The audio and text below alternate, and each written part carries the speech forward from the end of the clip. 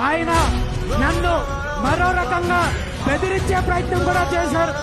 మా నాయకుడు, మా ముఖ్యమంత్రి తన 40 ఏళ్ల రాజకీయ జీవితంలో ఇలాంటి ఉద్యమాలు, ఇలాంటి నాయకులను, ఇలాంటి డిమాండ్లను ఎన్నో చూసింటారు.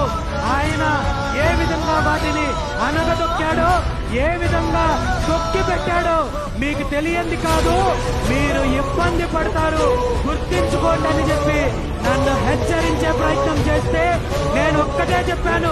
మీ ముఖ్యమంత్రికి తన 40 ఏళ్ల జీవితంలో ఎంతో మంది నాయకుల్ని, ఉద్యమాలని చూశారేమో, కానీ ఈ 40 ఏళ్ల జీవితంలో రామచంద్ర యాదవ్ లాంటి వాడు తగిలించాడు. నాలాంటి వాడు తగిలిస్తే కథ ఎంత దూరం వచ్చేది కాదు.